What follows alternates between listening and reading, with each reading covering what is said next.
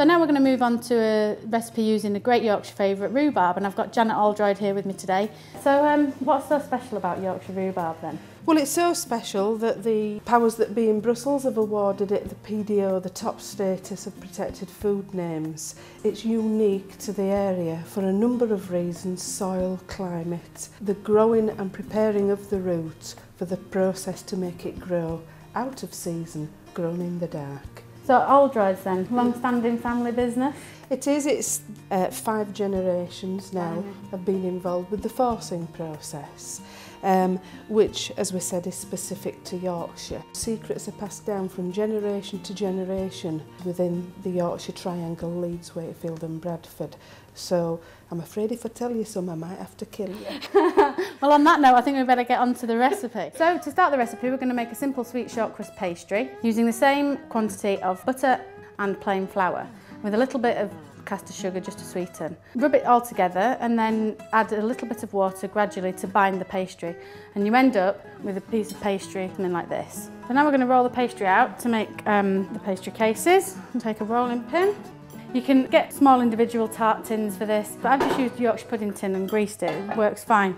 I've rolled it to about just less than 5 millimetres thick and cut the pastry and place it into the greased tin.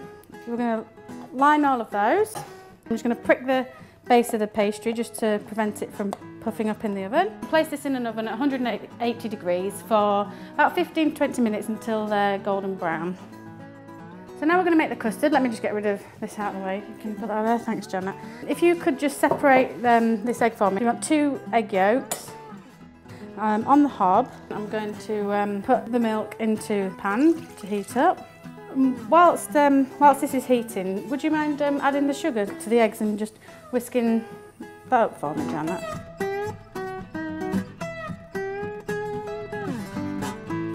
We're just going to bring this milk almost to the boil, just so it's hot but not boiling. And then we're going to combine the milk with the egg and sugar mixture. Rhubarb and strawberries go really well together, don't they? They do. It's a traditional American dish, apparently. Oh, is that right? Rhubarb and strawberry pie. But we're English today. Very Yorkshire today, in fact. Right, okay, so then we'll add the milk to the egg mixture, add it in, and then we'll return it to the pan, and then we're going to bring this to the boil, and it will start to thicken. That's ready. We need to let this cool before we combine it with the cream. So now we're going to combine the custard with the cream. If you wouldn't mind whipping that for me, Janet.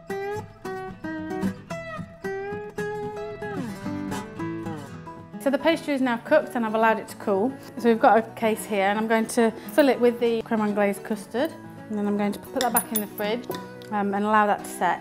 So this is where the rhubarb comes in. So Janet's now going to chop the rhubarb for the topping. We just remove the ends and just chop it into nice small pieces.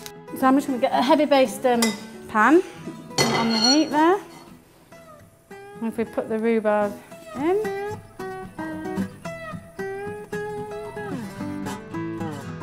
So we're going to add a little bit of orange juice and orange zest to the pan now.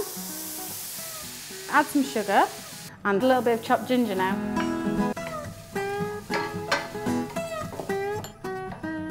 So when the rhubarb gets to a stage where it's nice and soft, we're going to take it off the heat and leave that to cool. So the tart with the custard has now been cooling in the fridge. We're just going to add the rhubarb to the top. We'll just add a little bit of icing sugar to finish off. So this is the rhubarb one, but of course there are other seasonal fruit, and we're going to do an example with strawberries here. I really love making this recipe. It showcases the best of our English fruit, doesn't it? Perfectly, yeah. So try it at home. It's dead easy. It looks fantastic if you're having a dinner party. Enjoy.